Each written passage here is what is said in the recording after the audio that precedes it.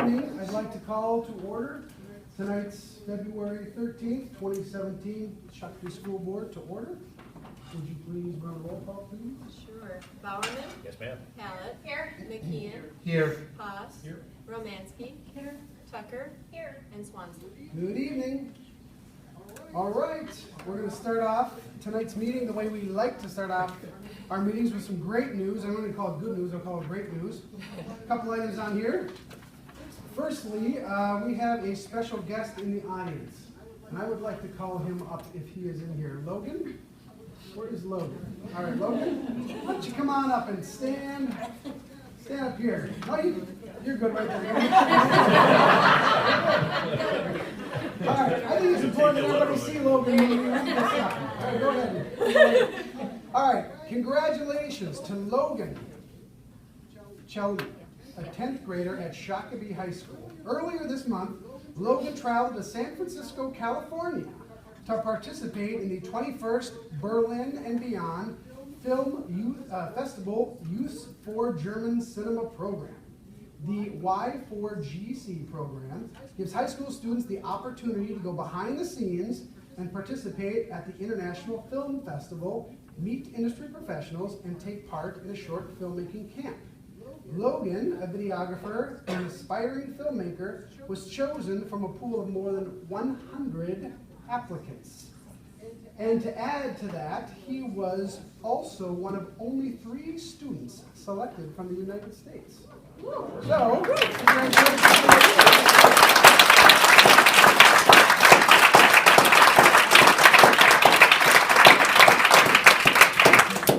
We have this certificate of appreciation for you. This is recognition of excellence. We'll get a little closer here. Smile.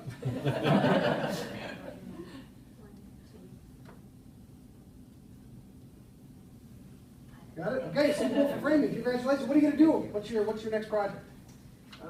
Just continue with my business, my short little business that I'm doing. I film like weddings and special gatherings, that sort of thing. It's sort of my little life now, but otherwise, yeah, continuing doing filmmaking and what I want to do with my life, and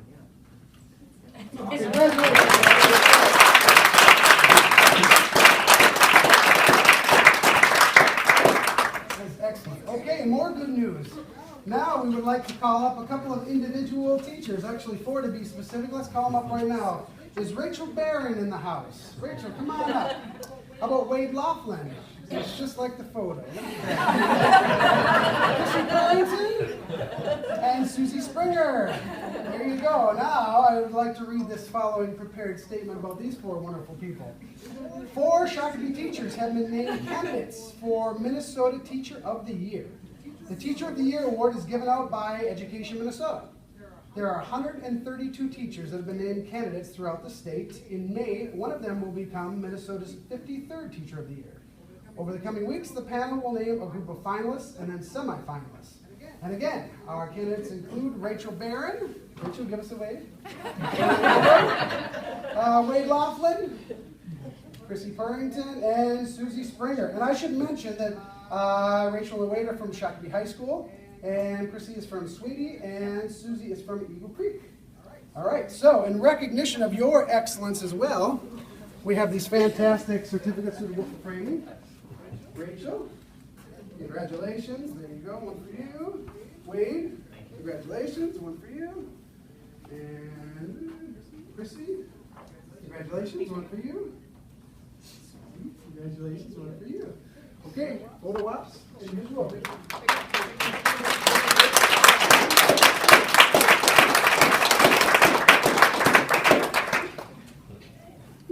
There we go.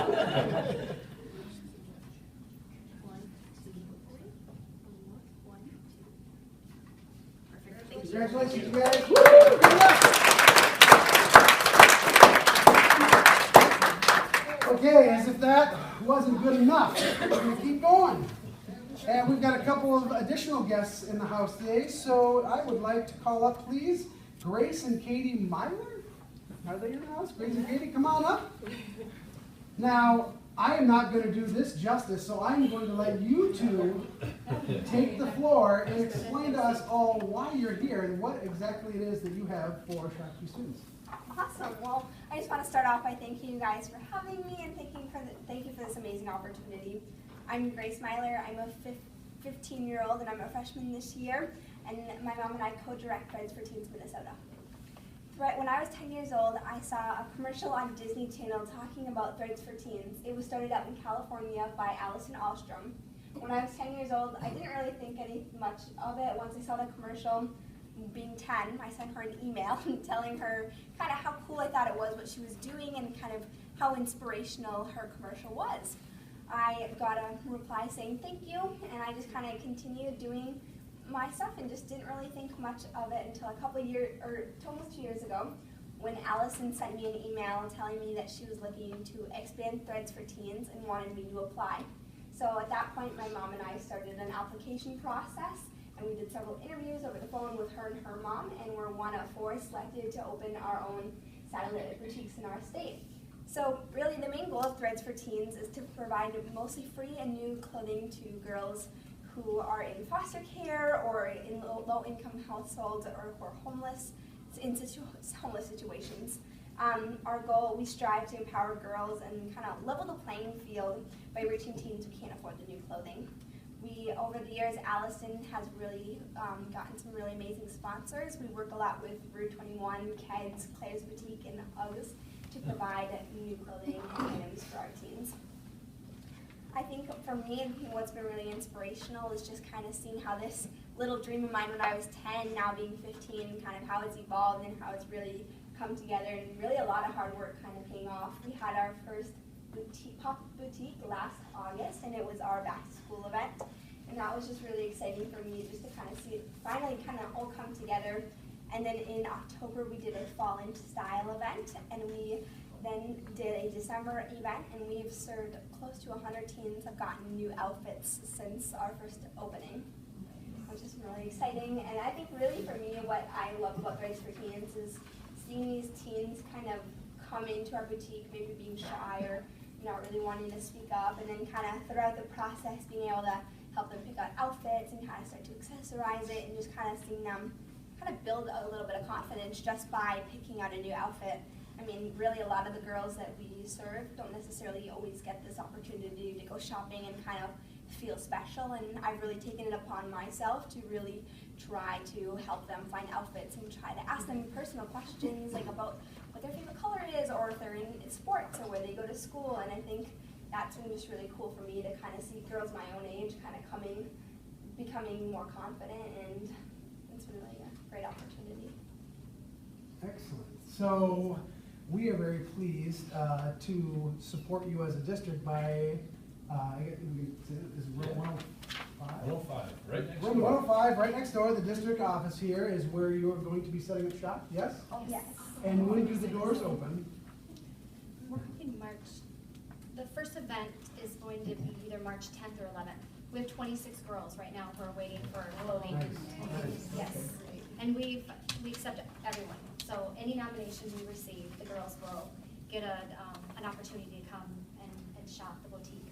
It's all free. So if anyone is interested in either donating clothing and or being a part of this, how do they get a hold of you two?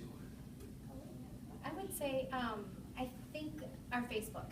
They can send us a message on our Facebook, Threads for Teens Minnesota. I think that'll be the easiest way for right now.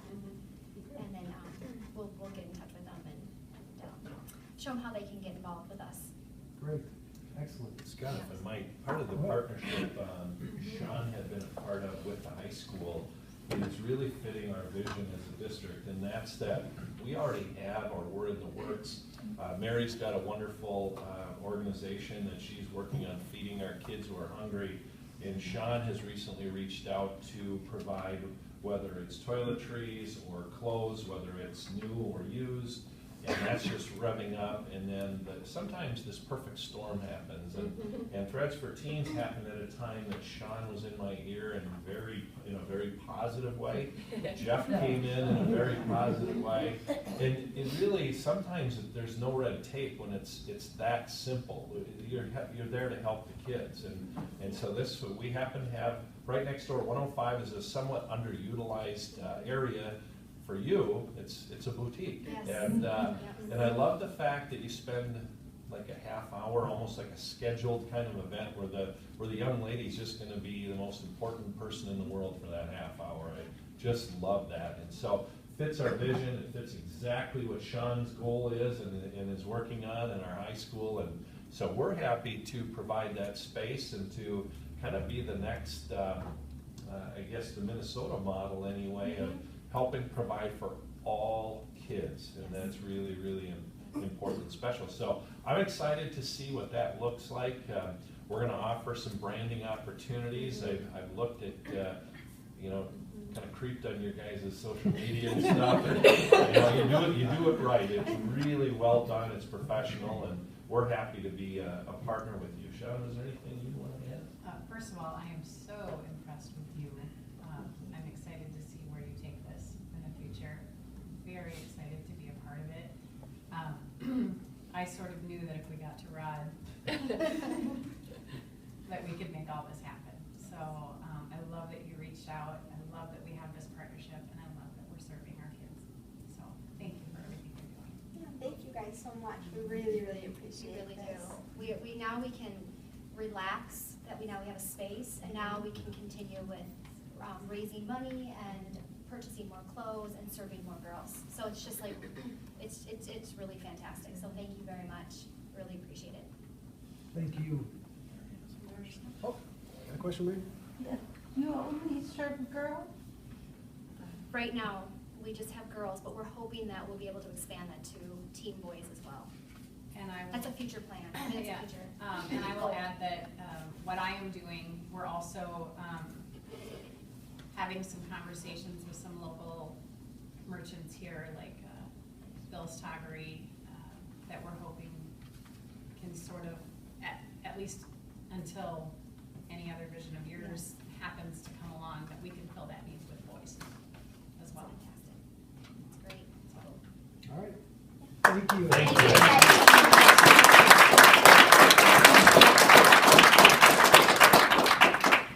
Now, as always, we're at that point of the program where you're certainly welcome to stay. It's captivating. However, you need not feel the obligation, so you may safely depart if that's what you so desire. We will pause for a second and let that happen. And again, thank you everybody for coming. Yes, thank you. Next up, we've got another group. How many are from Steve? Congratulations. Come on up, Okay. Steve. You bet. You bet. More fun. All right. You're worried you overlooked. I was so excited about that one. Well, we would have spoken I up. was right here to remember Steve there. So yes, that's right. How we doing? We're doing fine. Yeah. So I'm Pamela Wilbur-Bukhari and Jack Trumbo. So we've both been on SEAF for a very long time. But thank you for allowing us to represent Shakopee Educational Endowment Foundation. The purpose of SEAF is to maintain, improve, and further enrich the quality of education in the Shakopee School District by funding opportunities that go beyond the district's budget. We've been doing this since 1992. We've given over $250,000 on our way to $500,000. I like to say that sounds impressive. So each year, all the Shakopee students are asked to submit grant proposals for creative educational projects they'd like to implement. And then SEAF takes these teacher grants and reviews them, and we decide what to give. We try to enhance all academic areas: technology, fine arts, early childhood education, special ed, all ages, all schools, all creative ideas. So, without a foundation's teacher grant program, most of these would not be possible. So the teacher grants at SEEF, means of supporting excellence, has always highlighted the Shakopee School District. Funds to support the grants come from generous donations. They're made by area businesses, service organizations, school district staff, community members, and alumni. The members of SEEF would like to thank the district and staff for all of those who make this happen, because we know that you have a role in this as well. The principals have to approve the grants, and they have to check with the technology people, and so there's some work. It's not, just them alone. So with the help with SEEF in partnership, our teachers will increase the creative use of technology. We bought some of the first smart boards that are still being used today, and document cameras, 2 huge new technology things back in the day that we're really excited to get. We've expanded book collections, both to use at school and for the kids to take home and use. And then we, of course, enhance learning in science, art, music, physical education, all the different classes. The Shakopee Educational Endowment Board of Directors is proud to announce this year's Teacher Grant Awards. So you have a list that we passed out. This year there was 15 grants totaling $14,349. Drum roll, please. Mary, do you have it? No. Oh, okay. For innovative projects in the Shakopee It's in there, Mary. schools. It's right there. Underneath the packet. So this year, for some reason, we only had about 20 grant proposals, and we've normally been getting 50. So we're not exactly sure why. I believe it's because of all the changes that's happening with the curriculum, the new schools, the technology referendum got approved, and I think everybody's trying to figure out what are we going to have, what do we really need, and that we're looking forward to next year to back having 50 or 70 grant proposals. So again, normally we give $25,000 as our target. So this year it's down. But so I'd like to highlight some of these grants because some of them are really creative. We have the Young Scholars, the second one down, an engineering coding project that uses Oz-dots and Legos, so helps with that. Central Family Center, we're going to do inclusive engineering, connecting students of all abilities. This one's really cool because it's taking actually the high school and junior high kids in engineering, and they're going to work with these special needs, the handicapped, see what they need, tools or ways that would help them with their learning, and then the engineering kids need to go back and try to engineer something that will help them. And so hopefully this what we help purchase will help them do that. Then we have Osmo Technology to enhance creative thinking, a kindergarten tool for all of them. That's going to help them to be creative and independent, especially in their reading and math learning. We have Michelangelo Art Robot. It's a drawing robot, but it's actually for the robotics and the computer science kids, okay? So it's not to draw art. It's got a whole different plan this teacher does with that. Get Graphics, The World in Words and Pictures.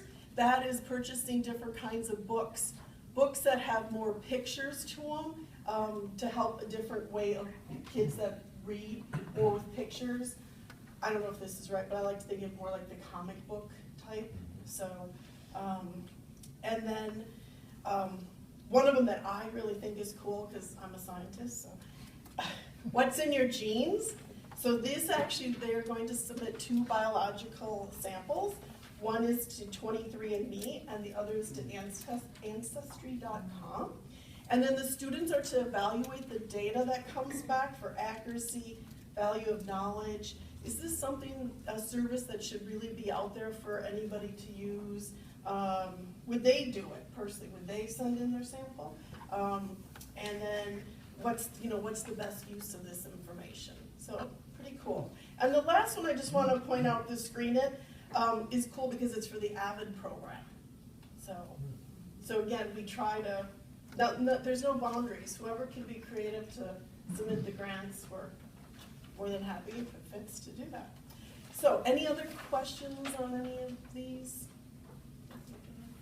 Okay, so it's my pleasure and distinct privilege on behalf of CEF that we'd like to present this check for $14,349 to the Shakopee School District.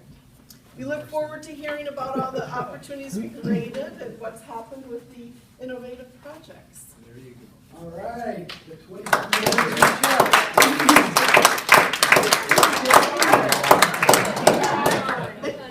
Come on, Jack. I can't carry this myself. One's great. Perfect, thank you. That is awesome. Thank you so much.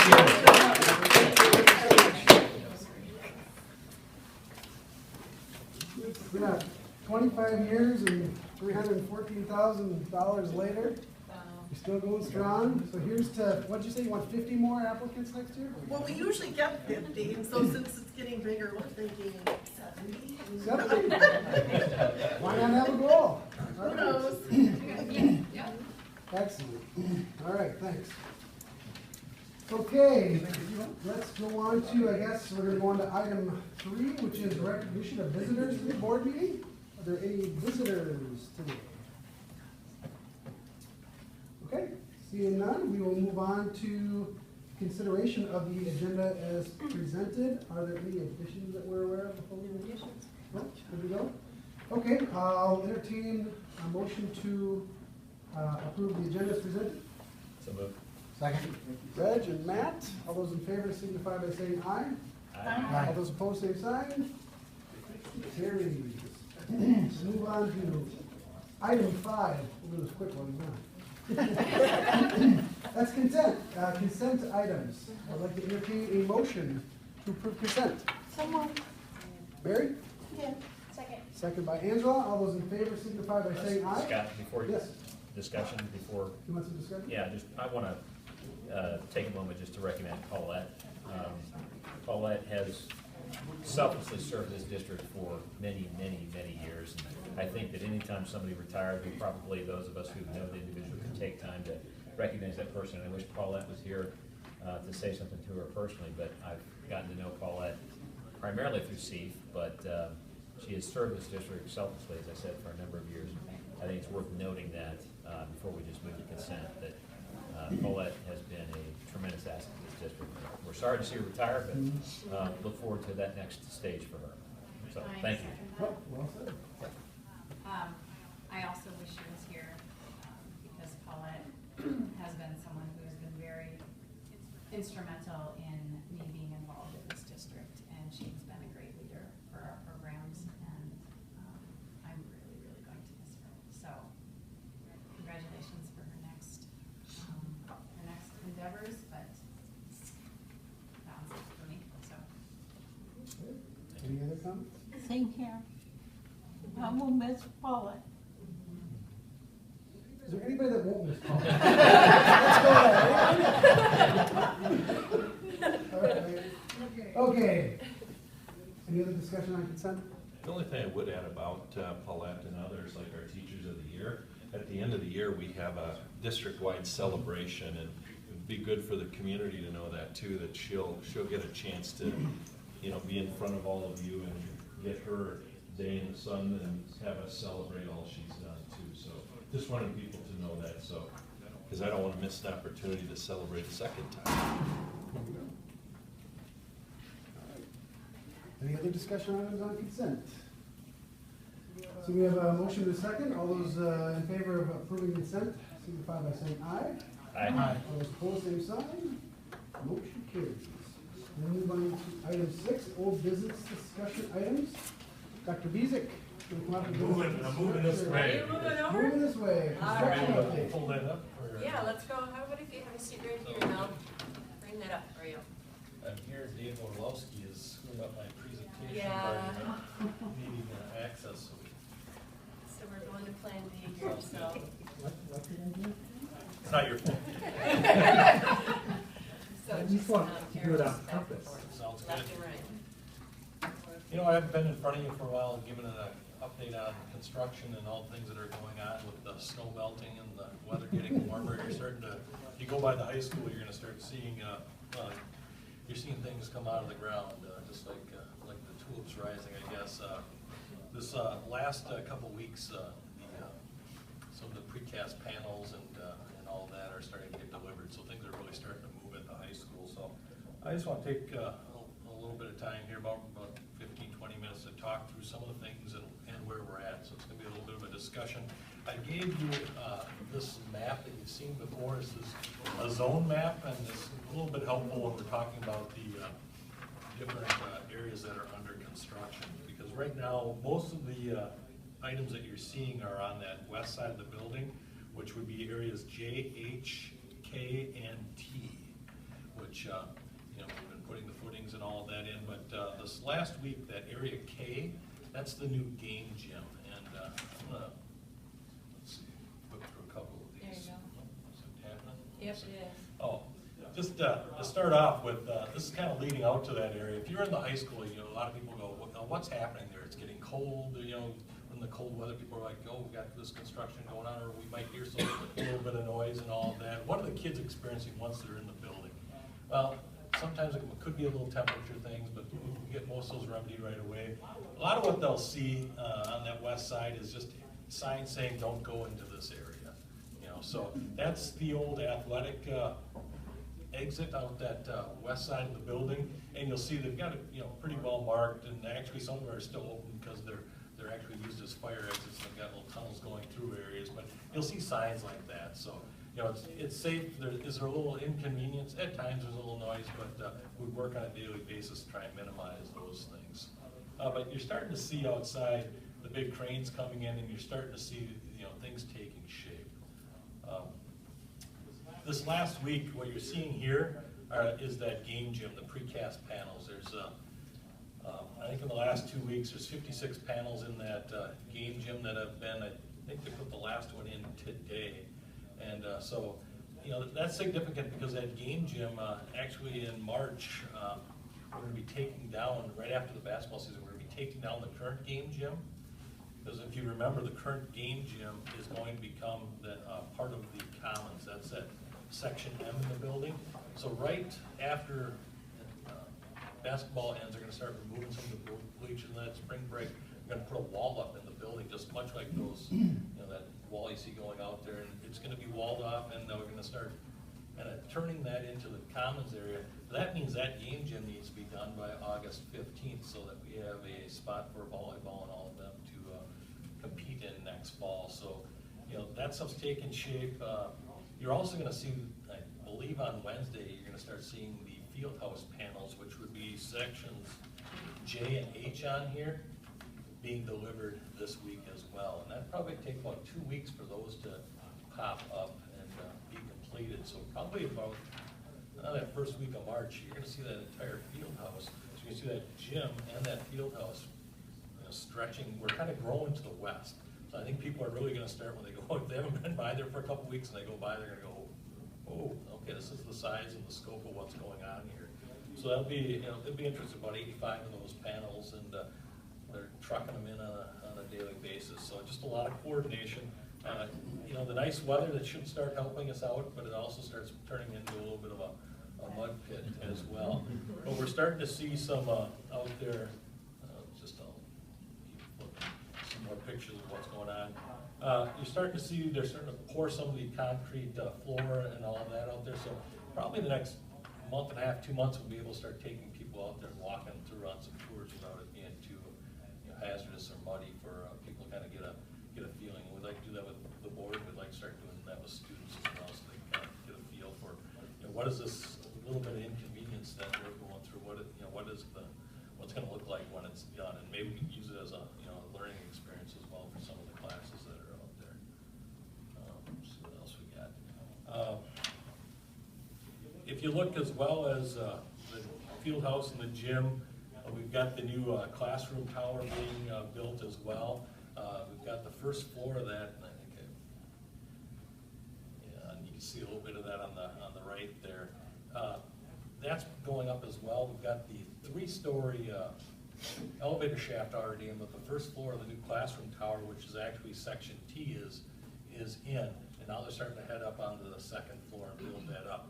But you'll see a lot of out there is, let's see, like the bubble wrap and all of that. Any of the precast stuff, like the walls of the gym and all that, they can just slide in. But any of the other walls that they've been building, the interior walls, the connector walls, they've got to keep that climate controlled so that, you know, everything sets up and all of that. So hopefully in the next month, they'll be able to take all that down and just start flying because we won't have to deal with the cold weather. So, and you can see the steel girders and all of that. A lot of that is the connection to the building, the stuff that takes time. You know, when you're starting to, you know, it's just like anything else. It's a little quicker to build a new house. It's sometimes a little tougher to remodel because you don't know what you're going to open up and what you're going to get into and all of that. That's why we have, you know, contingency funds. And Joe, sometimes you ask about the change orders and all that because you open up a wall and you don't know what you're going to find. So it's pretty common. Just again, some other pictures here. Let's see. That one on the left there. If you're familiar with the high school, I thought this was interesting. I was up on the 3rd floor of the high school looking out the west bank of windows there. And that's going to be basically, that wall's going to be blown out, and that's the hallway to get into the new classroom tower. That's the elevator shaft to the new classroom tower. So I was just up there thinking, huh, you know, it's kind of growing towards, so the kids can, you know, they're seeing this every day. So that's going to be, you know, it's going to be growing on over and getting connected up. And that's just a, if you're looking at that shot on the right there, that would be probably looking at the side of section T here. So, again, just, it's getting more and more defined. So I think it's, you know, as you start to, people are starting to get a grasp of what this is going to look like. Yeah, let's see, just again, more connections. The variety of steel work, the trusses and everything that's arriving on site. That picture on the left is actually that classroom tower. Again, that's that 1st floor. They're already heading up to the 2nd floor. Some of the inside work, you know, they put the decking on, and then some of it's got steel decking, some of it's getting poured floors on top of that. So again, just a lot of coordination. I'll save that one a little bit. Other things that we've got going on, the north side of the building, if you're looking at the map again, you're going to start seeing us moving on to the north side of the building, which is sections C and D, which are the Arts and Communication Wing, and sections A, which are the which is the new Performing Arts area. Mid-March, we're going to start seeing some footing work going in. So we're actually going to start putting up some fencing probably in the next 2 weeks. So that'll affect the bus loop there. The bus loop will be fine, but how are we going to get the kids in and out of the building? So they're working on a decent route so that we can have decent traffic flow. But again, once we start getting that rolling, we're going to have work on basically 3 sides of the building going on at once. So it's just going to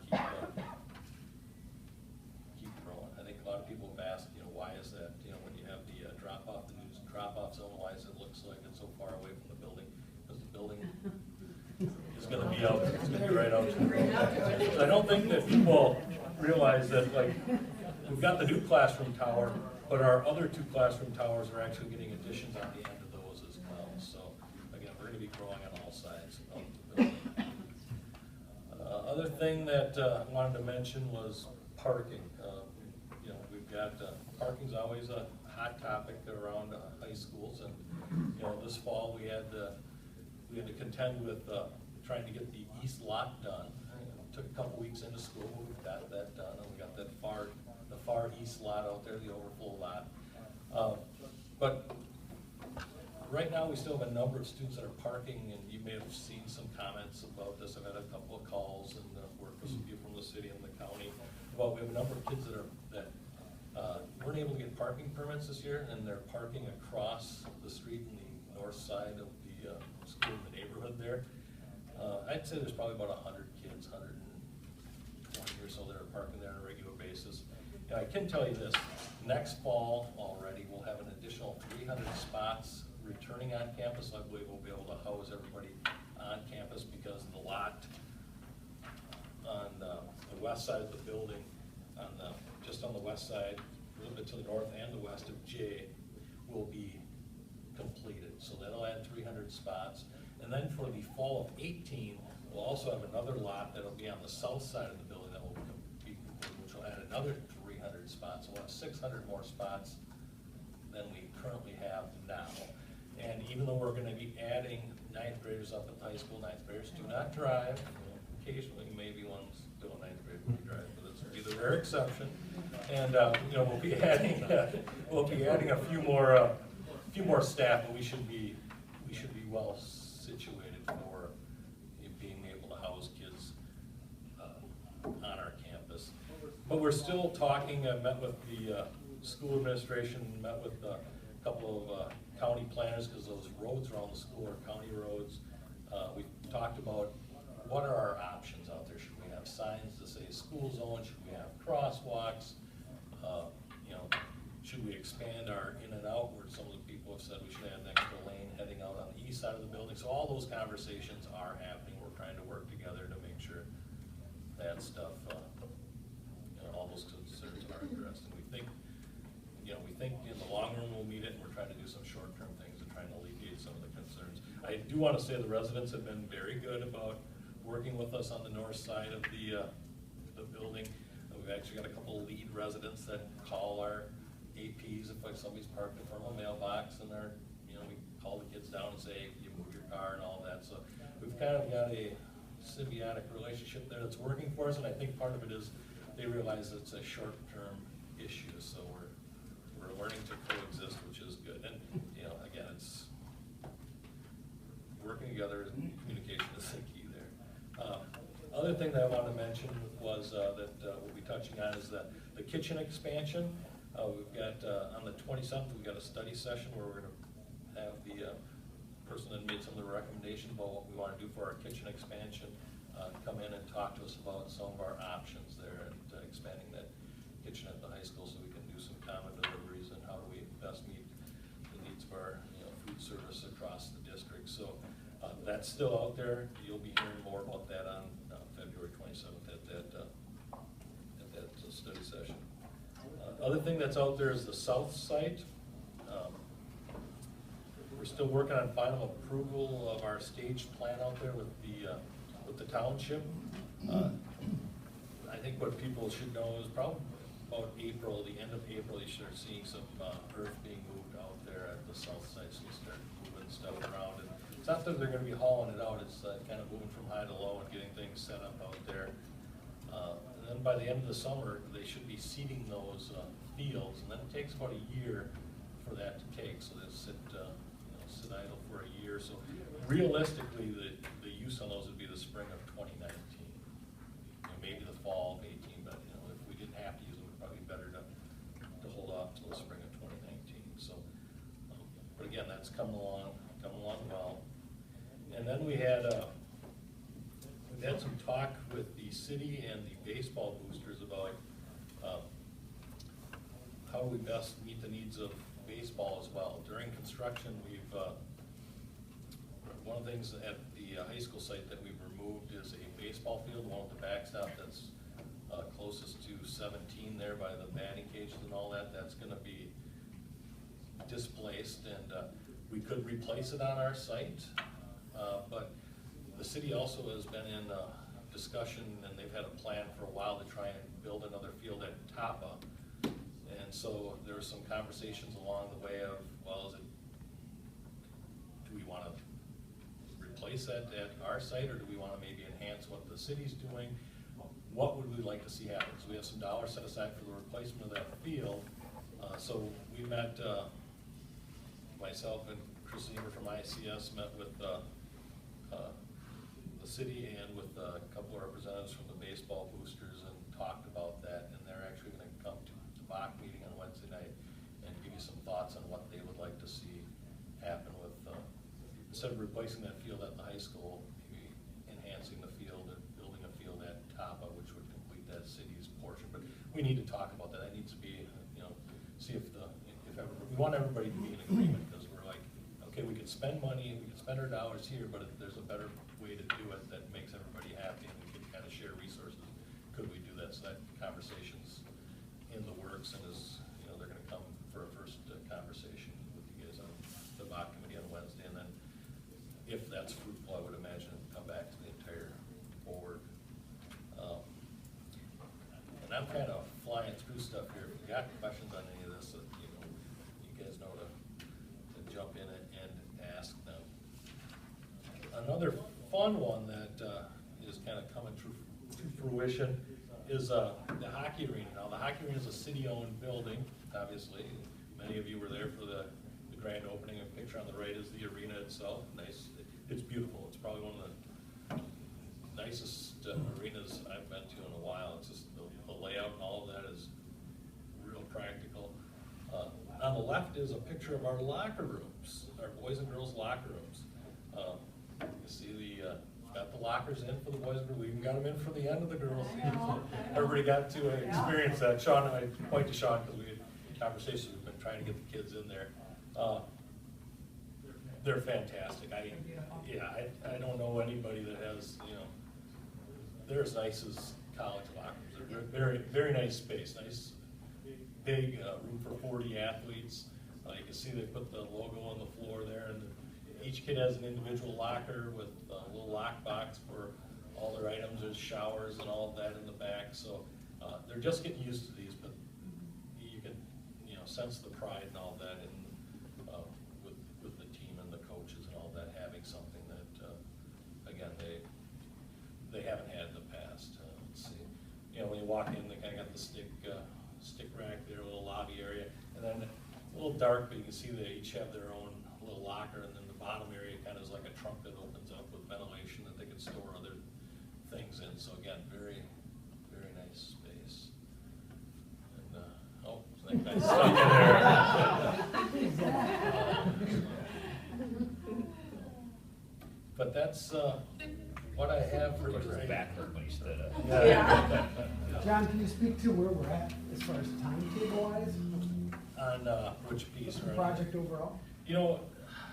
We're, we always say we're on time and on budget. I think the metal, what do you want to say, the tire hits the road or whatever when you have hard deadlines. So I think, when you see things like, hey, we're taking that game gym down and it's got to be up for August 15th. Yes, we feel we're on time and on budget. We get the budget reports at BOC all the time, and we got to make decisions on things and all of that. But the timeline until you see some of those hard dates and things that we were saying are going to be open at this time. We want to have some of those classrooms and those new classroom areas open as well next year, so that we can start shifting and remodeling some of the other spaces. So I think that that's one of the proof will be in the pudding. But right now we're saying that it's going well. So we haven't run into any big issues lately, so, which is, knock on wood, nice. I think there was some talk, people were hoping that we would get some of our precast panels earlier for the field house and all that. There was some talk of that happening. It didn't happen, but we're still on the original timeline. So they're going in at the time they were supposed to go in, but they're hoping they're gonna get some time there. And you never know, we'll see what this nice weather, what that does for us here if we have a nice spring, and how wet things are in the spring and all that. All those things, but they build all that in as well, so they feel like they're where they should be. John, for the benefit of the board that's not on BOC, Scott and myself, Yep.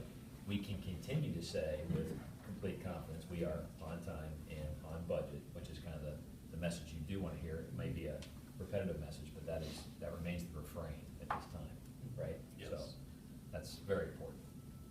And every couple weeks we have meetings and they go through the budget line item and, all the changes change orders that come up, and sometimes there's decisions that need to be made. So if people are watching, like I said, I kind of poke fun at Joe because she's always asking, hey, what are these change orders and what's this and what's that? And, we just keeps us honest, so, again, but people want to know as well.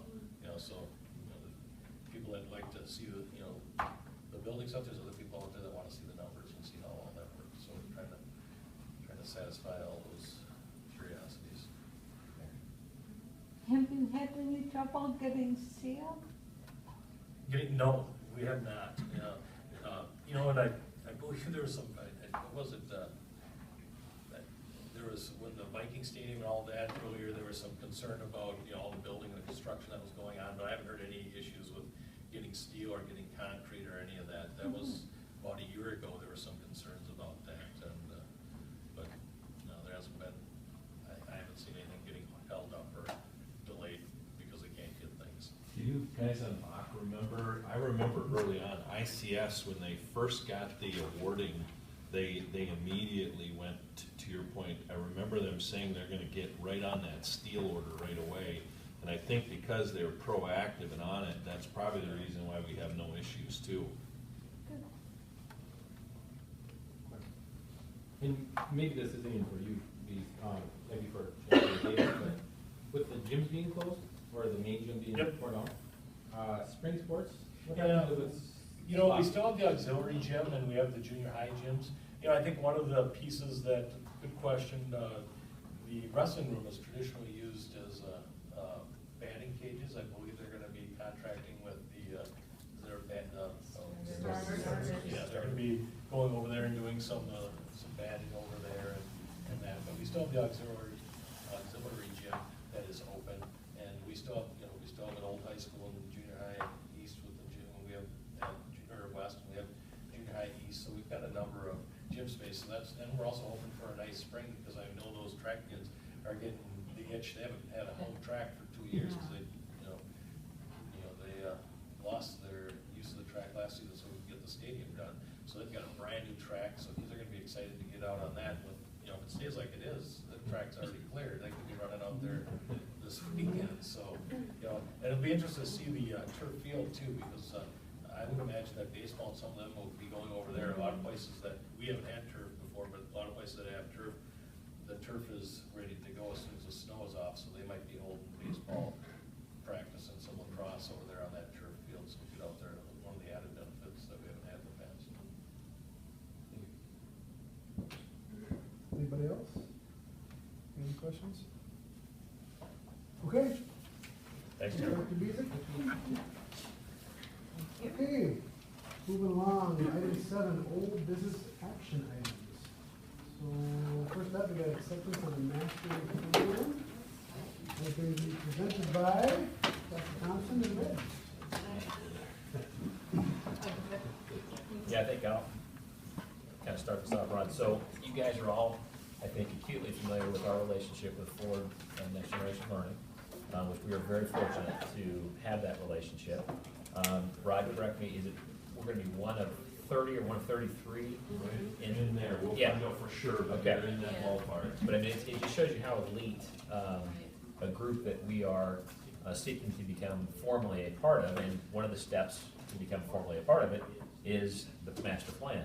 So I think it's perfect, and I actually appreciate Dr. Beasley just talking about some of the physical structure changes that we're going through.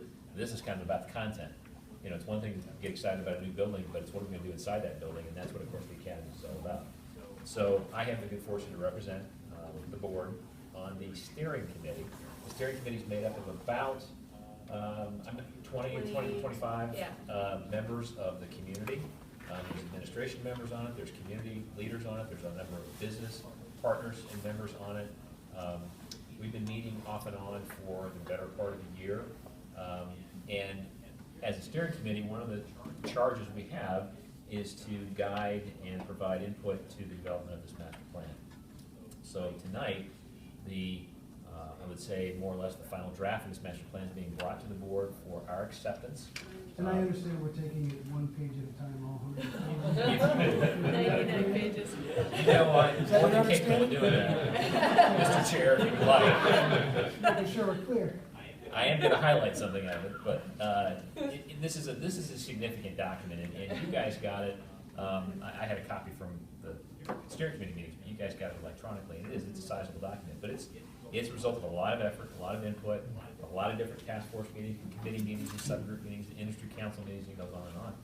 And it does, let's acknowledge, it follows a format that the Ford NGL has, so we operate within that framework. But it's populated with our guts, if you will, our content. We did submit an earlier version because you kind of want to pressure test it. We submitted an earlier version to Ford NGL, and they came back with a number of changes, but they were not, hey, the sky's purple, not blue. It wasn't that kind of a change. It was somewhat editorial, or some of it was definitional. I think Robbie talked about that they would prefer we use this term to be consistent with other, next generation learning organizations. So we're very excited about this plan, and again, we're bringing it tonight for acceptance by the board to guide us as we move forward. Whether you're looking at it on screen or not, just bear with me. There's a section in it, you can look at it later if you didn't already. There's a section in it called the tactical plans, and that's what I really want to call your attention to, because this is this is kind of how it comes to life. And there's a series of sections, and just to give you an idea of the kinds of things that are in them. The first one happens to be instructional practices and professional development, and then it has a series of sub-elements beneath that. I don't know if Sarah's gonna get to it or not. It's page 33, if that helps. Thank you. Yeah. Again, I'm not gonna go through these in great detail, but they show what is it we're trying to accomplish, the action steps, the outcomes, the time frame, who's responsible. I mean, this is a plan the way a plan's supposed to be done. So, it happens to be the red one she's on right there, which is instructional practices and professional development. Systems of analysis and continual improvements, and continuous improvement. Post-secondary alignment, right? Making sure everything's consistently aligned. Organizational structures and transitions. Business and community support structures. Remember, this is all about, the whole premise for the academies is coordinating and collaborating with our community so that kids leave high school having a better idea of where they want to go, what they want to do, and the experiences that are going to equip them with that. And I think there's one more, maybe two more. Communications, and that's the last one. So it gets into, to your point, Scott, it gets into a lot of nuts and bolts and bread and butter kinds of things. But this represents the culmination of a lot of work, a lot of time, and a lot of effort.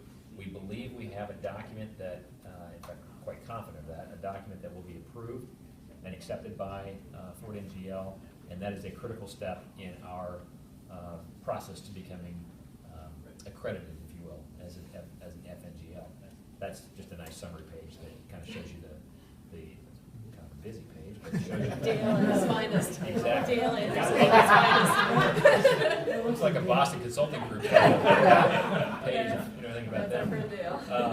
So again, tonight, without doing it page by page, we're looking to accept it as a board, and so that we can move forward, put our endorsement on it, and then we can move into the implementation. I would call your attention to the fact that, assuming that happens, and assuming that Ford NGL blesses this as we expect them to do so, I would call your attention, and please put it on your calendar, I think Sarah's already noted this, but on May 9th, we're going to celebrate this. We're going to have an event at the high school. We're going to have an event afterwards as well, so please plan if you're available to be at that. So let me stop.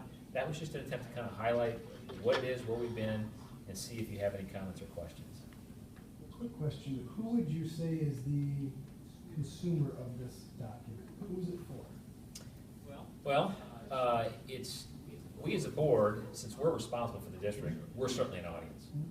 Because again, we're being asked to accept this tonight as a whole, because we're going to make it come to life and implement it.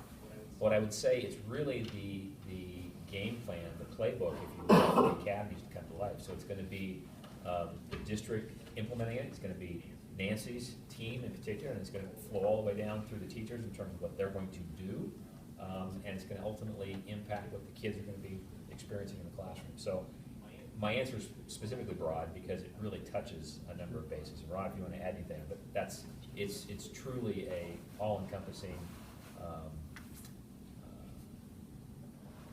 document and plan. I really liked your description of a playbook because when the community coordinator position is filled, that's that liaison between the academies and the chamber. I could imagine that XYZ company is coming into town and they're wondering, what's this stuff all about these academies? For the people like you, Reg, that like this level of detail, we have something that's been well-researched. It includes a lit review. It includes an actually you can touch it and feel it plan. This gives them the whole big thing. Then for people like Scott, who tend to like just give me the skinny, we're going to have a brief brochure, lots of pictures, not a lot of words, that kind of thing. But you know what I mean. Some people like they like the short and sweet, and others want to grab a hold of it, and that's important. I would also point out, you did a good job of calling out, you know, our chamber went into this knowing nothing. And boy, did they, yeah, they took a deep dive with us. They challenged us, they pushed us, they went along with us on some of the required trips. They've been nothing short of fantastic. And that's really that's part of what brings people together. And then, you've got people like Nancy and Scott who have agreed to be the watchers, the worriers, to make sure that this stuff gets done. And that's really on one hand, it's really exciting, but on the other hand, it's absolutely not exciting because it's a lot of anxiety. A lot of stuff has to happen to make sure we give the kids what we're telling them. We've made a promise that this is going to be the best experience in the world. And so Scott and Nancy get to be the ones who help us do that. And of course, along the way, there's going to be a small team. And I know this is an accountability piece that's important to you and important to Ford. Besides the two of them, we have Jeff and Dave Orlowski, who are the team that at the end of the day, they're going to report out to you. And they're also going to report, remember, our ultimate goal here is not just to be one of 32 or 33. Of all of them, we want to be the top academy in the country, if not the world. And this is part of that accountability and accreditation piece. This vision that this board started 2 years ago, 3 years ago, when we sat through some disappointing times, really has turned into something that, honest to goodness, people are going to come here as part of a study tour. They're going to enjoy the Mall of America. They're going to enjoy our hotels. They're going to enjoy the Uptown Billy's Toggery. There's just so much of this that, you almost bubble up with excitement, yet you couldn't even begin to explain what this is going to mean to the economical impact of this community. Much less that when people are moving to this community or they're trying to decide where do I want to live, this is going to be your one choice. It's not part of a journey anymore. This is a destination for people. And so there's so many people to give credit to. And on May 9th, as Reggie mentioned, there will be some kind of an open house at the high school that is a culminating activity, and we become one of the elite at that point. We'll make sure we get it out in the newspapers. We'll work with Joe, we'll work with others to make sure people understand, because it's not just this piece of paper, it's that living, breathing document that, a lot of sweat and tears went into this document, and it's coming alive. It's our baby on the 9th, and we need to celebrate that. So making sure that everyone knows it, and we're going to be yelling from the rooftops. Come and join us at that point.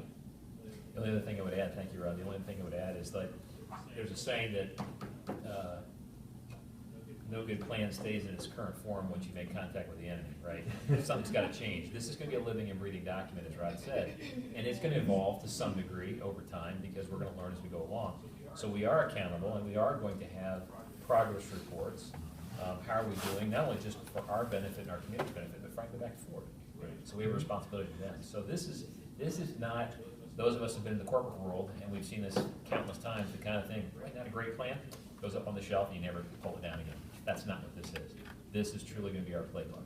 And so I'm very excited to bring this to the board and to ask that we accept this plan so that we are aligned to it, endorsing it, and we can move ahead to implementation.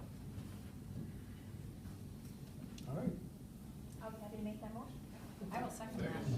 All right, so the motion officially made by Angela and seconded by Sean is that we will move to accept the Ford NGL master plan as presented.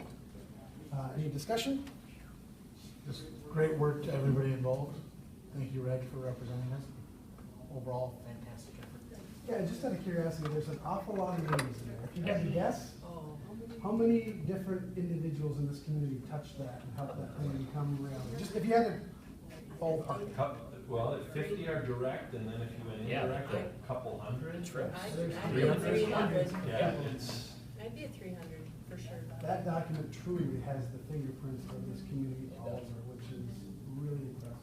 Really impressive. I'm glad you said that, because that's a very important point. Every time I'm like, how many people? Okay, yes, Mary. I want ready to read the whole document for you. There you go. I would like to entertain that at a different time, before you go ahead and.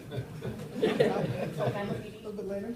Okay, book on tape. I'll do a little dramatic intern, yeah. Okay, all those in favor of No. accepting the Fort NGL master plan as presented, signify by saying aye. Aye. All those opposed, same sign. Motion passes. Thank you, Reggie, and thank you, Dr. Thompson. Great work. Okay, moving on to 7.2. We'd like to bring up our friend Ashley. Ashley, how are you? I'm good. How Good. is Ashley's everyone? going to talk to us about district brand. Yes. Brand Okay. messaging. So what you have before you, or have either had time to review prior to tonight's meeting, is the brand and messaging guide for Shakopee Public Schools. Really, the purpose of the brand and messaging guide is to make sure that we're all on the same page as far as communications as it relates to our image, our voice, our images, and graphics. And this includes whether it's news releases, newsletters from schools, PowerPoint presentations, events that we have at the schools, that everything has a consistent image, because that is our brand, and we have to protect our brand.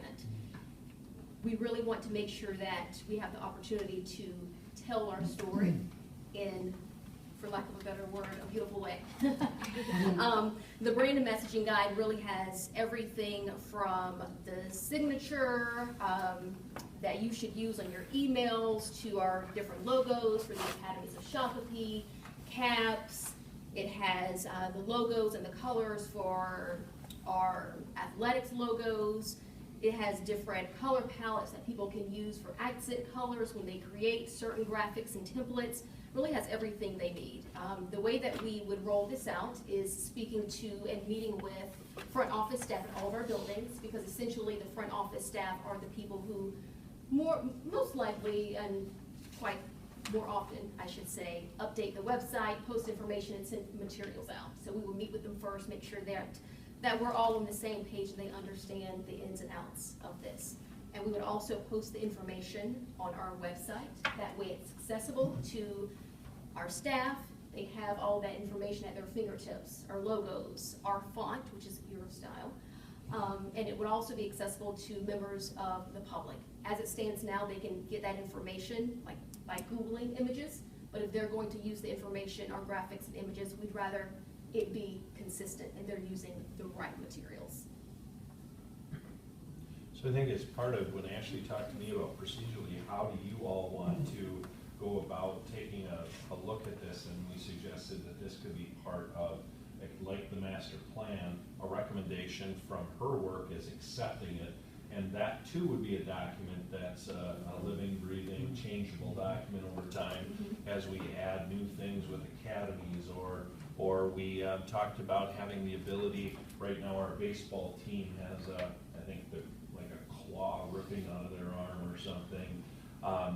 You know, they would have a way to submit that to Ashley for review, and then it becomes part of the book or part of the brand and that kind of thing. So I would want people to know, don't panic if your stuff isn't in there. Right. She'll have, and we will have a way to either grandfather it in or make a proposal to include it. So I tell you, it's you know, she would say that others started it, and I know they did, but it takes a leader to complete it, and I really appreciate the effort you put in. I appreciate that from a checklist type of personality to have those kinds of things. It is really nice to have it written down, and we don't have to guess. So I'm fully supportive and would appreciate the acceptance of the board on this brand and messaging guide. Ash, I want to just compliment you on this. Having spent the better part of 30 years in sales and marketing, and we always call them graphic standards manual. It's just the term we used in the pharmaceutical world, but we used to do these in our brands. And I know how important they are, and this is quality work. This is a very well done job. It's going to be our Bible, if you will, for branding, and it's just very, very well done. And I compliment you for leading the team, probably bringing some things that have been done, but driving it all together, and it's really quality work. So thank you very much. Thank you. And I have to say my team did a great job too. They really put in a lot of hours on this prior to my arrival, but thank you, Ron. Thank you, I would agree too, just from a corporate point of view, that having brand standards like this that are so defined down to the length, I mean, the detail is almost overwhelming, but I know for a fact that you can hand this over to just about anybody that would do marketing material for you now, and they're gonna know exactly what to do with it. And I would imagine that you're gonna make it consumable so that folks that do pull it down from the website are gonna be able to also, with our blessing, use this and be successful. So, yeah, that's fantastic. So when do we get the podium changed at the high school? Is it a podium? Oh, I want that right after the meeting. I'm putting it on my Every time I list. see that, I go, we gotta change that. I'll put it on my list All right, then. good. Yeah. It's on the list. Excellent job. Any other comments? Sean? You can't resist, can you? No, I can. They're so small. I'm incredibly impressed as well. So, thank you. And this did go to the communications committee, so they were very happy with this document as well. Great. Yeah, we found very little Really? to. I know, even me. Check that out. Check that box. I know, right? Okay, well, if there's nothing else, then I would like to entertain a motion to accept the brand and messaging guide as presented. So moved. Matt and Tony, all those in favor, signify by, any discussion? Good? All those in favor, signify by saying aye. Aye. All opposed, same sign. Motion carries. Thank you, Thank you. excellent job. Thank you. Okay, moving on to item 8, new business discussion items. And Sean, we have to talk about the legislative grant request. I am. Yes. On January 30th, I think it was Monday, 2 Mondays ago. Rod and I went to St. Paul and met with Senator Pratt for about half an hour. The reason we did this is because on occasion, the legislature will award grants to school districts who have innovative or unique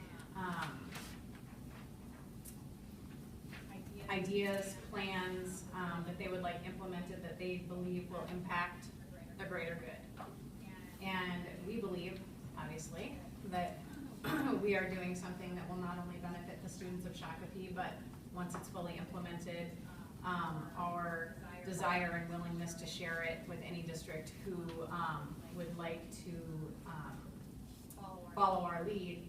We plan to be as open and transparent and as helpful as we can in helping other districts do what we're doing. So we went and talked to him. He is also one of the people who is on the steering committee, so he's very familiar with what we're doing. He's very supportive of what we're doing.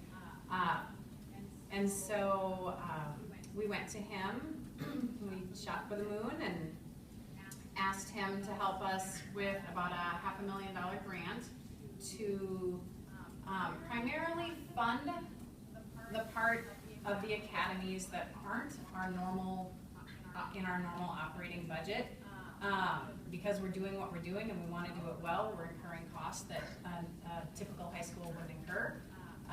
For instance, the community coordinators, those are the people who will be meeting with the businesses and bring them in and form partnerships to help us be as strong as we can be with our academy model.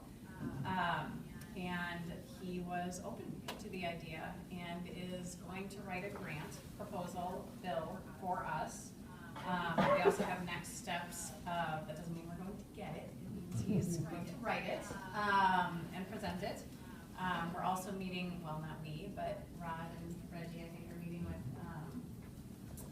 Mr. Lunan as well in the near future to hopefully get his support as well. And next steps would be to go down there and present our case to the full legislature and or to committees and see where it goes. So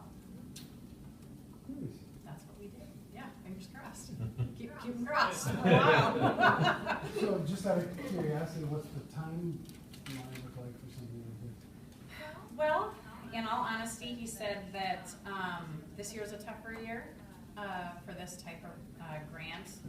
They have more discretionary funding possibly next year. We're encouraging him to do it this year anyway and see what we can do. And if it doesn't work out, we'll obviously try again. So. Questions for Sean? Thanks for doing that. All right. Moving on, 8.2, attendance area process. Okay, one of the areas that is going to be really important that we communicate and over-communicate on is when we do attendance areas or boundaries. So what Sarah has put up on the board is a timeline or a benchmark timeline where the district gets involved and where we're open to looking at the proposals with the full community. So from a timeline standpoint, we're just starting that work now. And then by the time we hit the May, we'll have 2 readings on it, plus those in April, March. We'll have a look with the public and get it in the newspaper and on the websites to look at boundaries. And the important thing to remember is this is the fall of 2018, not this fall, because I know there will be some confusion if we don't get that out there, but it's for the fall of 18. What I also thought I would do though is for process, because things change so rapidly, and it wasn't that long ago when we would take grid paper and a map of the district. You remember that? All right, so we've entered in using into an agreement with Guide K-12, and I'd like you to take a look. It's a 2-minute short video on what we're in for as a district and how much better we've gotten with the use of technology on creating boundaries.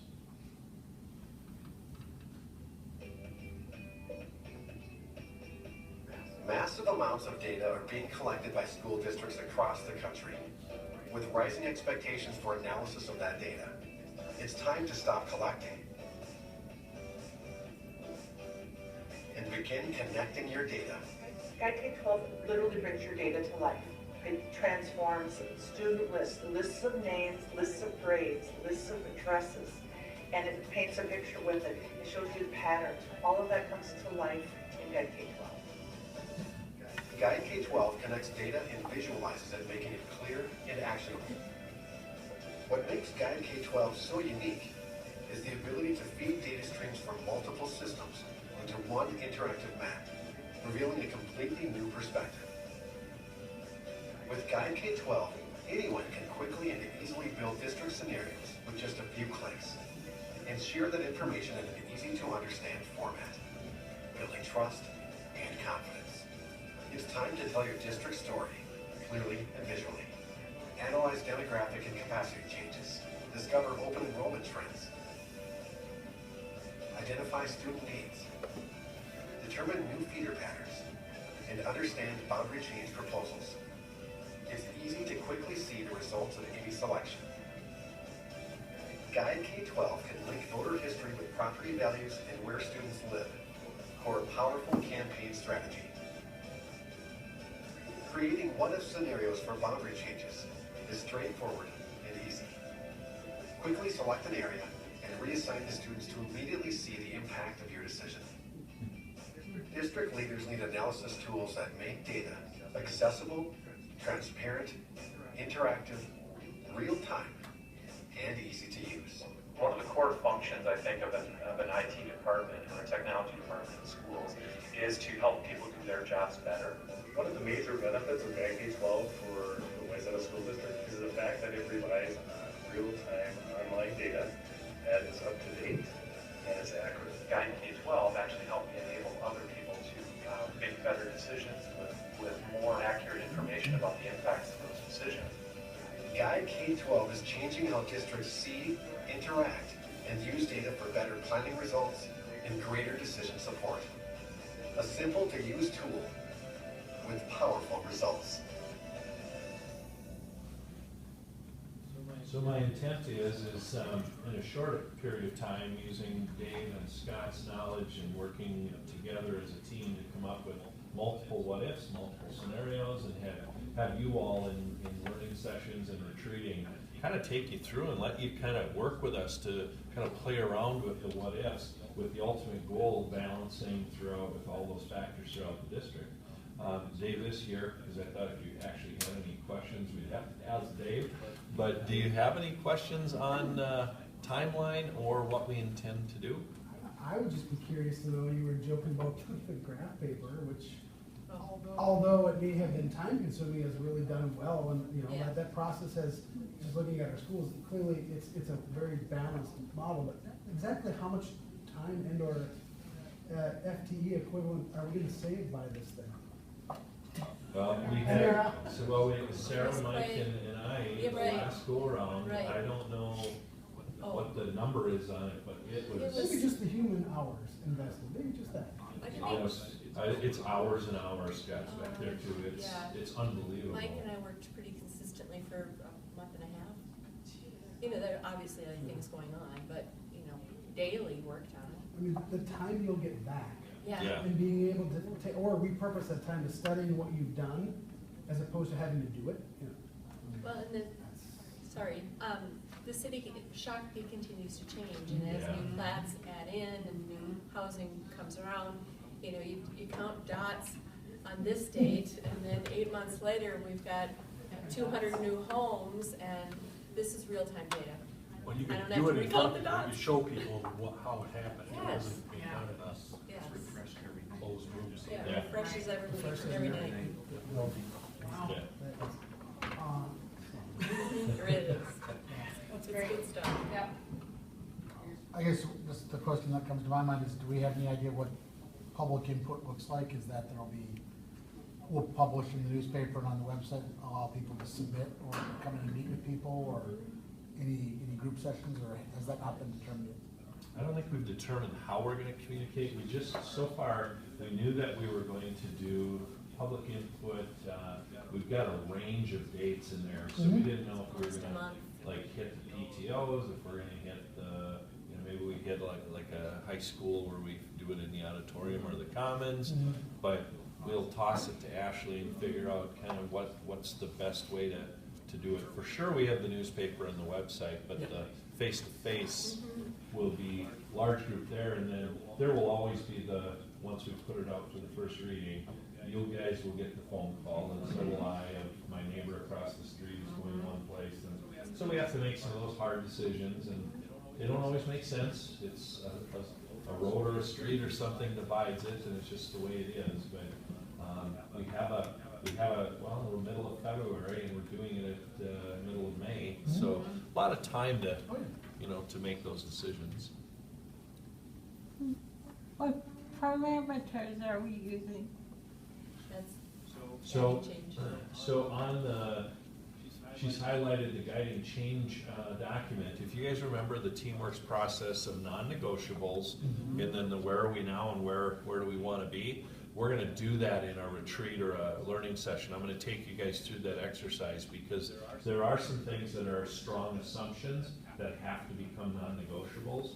So we're going to let you make up the rules, and then we'll have Wayzata's as a sample, and we'll have the last time we did this as a sample, and then we'll let you guys do it.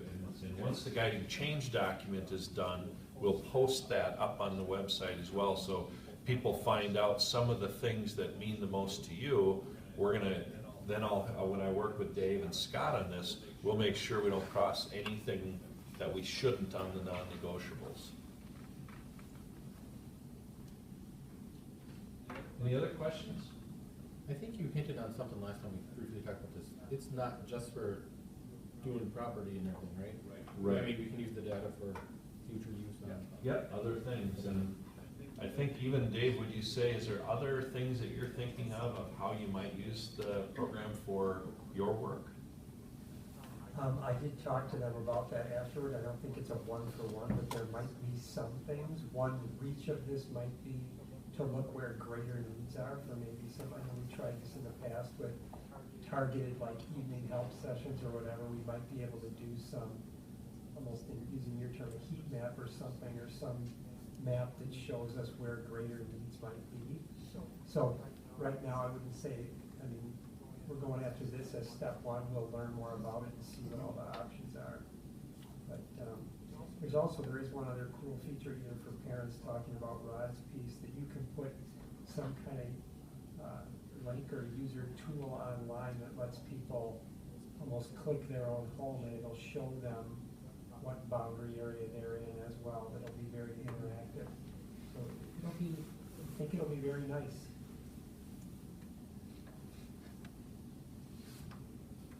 Okay? All right. Anything else? Great, thanks for that. All right, item 9, any other new business action items? Doesn't look like we have any. So we'll move to 10, others. Others? We have no others. So 11, committee reports. We will do the going around the horn, and at that time, go ahead and give us any committee updates that you may have at that time, as well as any other pertinent information that you'd like to share. Which way would we like to go? Let's go with Angela Tucker. I got nothing for you. All my meetings are this week. Matt? Nothing. Nothing for me? Mary? Nothing. John? Yeah, about 20 minutes. You had your 20 minutes, okay? Our communications table? Yeah, I'll just make this really quick. Of course, we're in the midst of planning along with the Ford NGL Celebration Steering Committee, the upcoming events on May 9th at the high school to celebrate the academy, the designation, and also the event at O'Brien's later that night. Sweeney Elementary School will soon celebrate 50 years, so they're planning a celebration that we're helping them out with, so be in touch for some communications for that. Eagle Creek, I just learned a couple of hours ago, is also planning a celebration for being named a Minnesota School of Excellence. So I will work with Rod and the school to figure out the next steps and how we want to go about that event. The communications department, we will soon shoot another construction video. I know Bezic gave you the update tonight, but we're talking, we plan to talk with Bezic and Chris Zemer and also Rod to figure out how we want to tell that story visually. A couple of months ago, we interviewed the principals at all of our schools, just getting information about them personally, what their goals are for the schools, what they enjoy the most about being principals, just the message they want to get out to the community. And those videos turned out really well. We'll send you those before we post them, before we make them public. We did the same with our SROs at all of our schools. So that's just a little bit. Nothing going on? No, nothing. Thank you. Dave? I would say the big thing that's happening right now is our 800 plus EL students are now into their access testing, which is that testing of their language proficiency. And so they're tested, some of it's individual testing, some of it's group testing, but our EL teachers are very focused on that, and that's about a 4 to 6 week window where we test all those kids, which will then lead, when that finishes, then basically the Minnesota Comprehensive Assessment, that MCA start right after that. So that's where a lot of that is. Great. Nancy? Yeah, so for teaching and learning, a lot of our work in terms of curriculum development is around specific course development now for the new courses that were added to the registration guides or new work that we're doing at the elementary. So one thing that is I'm really looking forward to, and it's in a couple of weeks, our industry councils will be back to meet with our academy teams, and they'll actually be working on building course curriculum side by side with our teachers. So I think that will be a really neat opportunity to see how that comes together. And let's see, anything else? Our last professional development day is on the 20th next week. We've had Shiraki Holly here, who's doing a great job talking about equity work in the district and what we can do to move our work there forward. And also been doing a lot of beginning work with our secondary teachers on authentic learning and sort of getting them ready for that teaching in the block. And at our elementary, this particular time, we're really focusing on developing writing and writing skills, so K-5. So a lot of good stuff going on. Mr. Harris?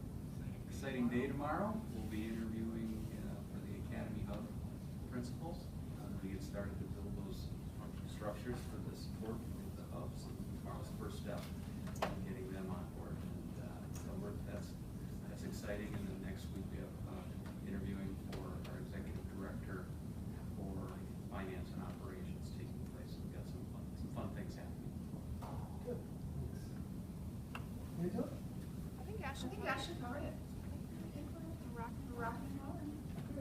Sarah? Good. Barbara? Two things. We had a finance committee meeting tonight. I think kind of as a practice going forward, we're gonna do that on a monthly basis prior to the business meeting. So I think routinely we'll be able to provide an update to you guys. And I think the kind of update we have tonight is the kind of update you want, which is really, there's not much to update. No news is good news, if you will. No material changes to our projections in terms of revenue, expenses, impact on the general fund. So I have nothing to report that way. We're going to move towards creation of, we're already moving that way, but we're going to finalize it hopefully maybe as soon as the next time. We're going to have more or less a dashboard that we'll be able to provide to the board that just summarizes the financial state of the district. And that's what we will use as a guideline as a committee, but we'll also be able to provide that to you guys. So you can look forward to that coming forward. A second item, so that's the finance committee update. I don't think we've had a meeting since this occurred, but I wanted to highlight Nancy and her team. And I'm trying to remember exactly what to call them, but we had business forums, roundtables that I was able to participate in. I'm not sure if anyone else here was able to, but I want to compliment Nancy and her team. This was on a teacher professional development day, and we had an awesome turnout, but we had an awesome event. The one I was in went very well. I happened to sit in the Arts and Communications Council. But we had, in my group, we had 8 or 9 people from different facets of the community, business and what have you. And it was a chance to answer some questions, dialogue with teachers. We did this at the secondary level and the middle school level. And it was just phenomenal. And if it was any representation in my group, I'm sure the others were just as interesting, but they were all geared towards the different academies. And I'll give you an example, kind of like, why was I in arts and communication? Because that's kind of not my background. Hopefully I was able to provide some insight because it was somewhat general in terms of the questions. But we had a gentleman there whose name I forget now, but he is at a school, if you will, in Burnsville that is focused on music education. And he really brought some great examples, and that's the kind of people we want working with us to help provide a different perspective and then ultimately insight and assistance to our kids who want to pursue the music business. And it may not be performing, it may be running the you know this better than I do, Scott, running the soundboards or the behind the scenes kind of thing. So that gentleman was very insightful. We had another guy who was in art design, graphic design. So it was very, very good. And again, I think based upon my interaction with the teachers, both at secondary and middle school level, high school and middle school level, it was fantastic. Kudos to you and your team. Thank you. Tony? Sean? Well, you sure you don't have anything? Pretty sure. That's the dead eye. That's the dead eye. You do, and I'm just gonna That's the steal dead it. eye husband look like. You don't anymore. That's right. That's right. I just want to recognize the 300 plus scholar athletes that are in our hockey community that qualify for our state program. On the 31st of January, if you maintain a 3.0 average, you qualify for the skate. You're considered a scholar athlete and you are honored and awarded. And it is the most athletes that our Hockey Association and high school program has ever had that qualified. So There were 7 of them that have never missed. Well, 7 seniors, I think. 7 seniors that since they were 5 years old or whatever have never missed. Yeah, so yeah, it's pretty cool. We've got some great scholar athletes in this community. Sir?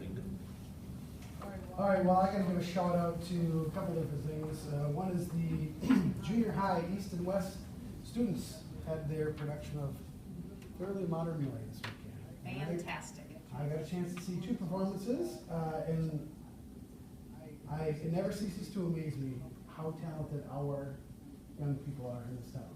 And not just the fact that they have natural raw talent, but we have a lot of really, really, really talented artistic staff members and faculty at the junior high levels that are bringing these kids from good to great. So shout out to not only the students, but also to everybody. I don't even want to name names because I'm going to forget somebody. But you know who you are because you were there and you did a great job. But also, we don't hear often enough as a board, I think, that we do something right and well. And we did something really good at the junior high west with the capital improvements and the investment that was made to the auditorium. It's not finished. However, I was literally dragged around the building on Friday night after the performance so that the individuals who were running the sound equipment could show off the great new technology. And they were raving about the standards now, what they can do, and it's not often that you get those kind of accolades for having done something good, and they were beyond giddy at how much they can do now, including not limited to sitting there with their iPad and running the entire sound system from the theater without ever having to walk upstairs. I mean, literally everything. Literally, you can watch the dials moving like it goes up. It's crazy stuff. But so, anyways, congratulations for that, because they're very happy. That's what I got. No, we're going to go back to the agenda. I'll just go over here. So I think last item, upcoming meetings on Bullet 12.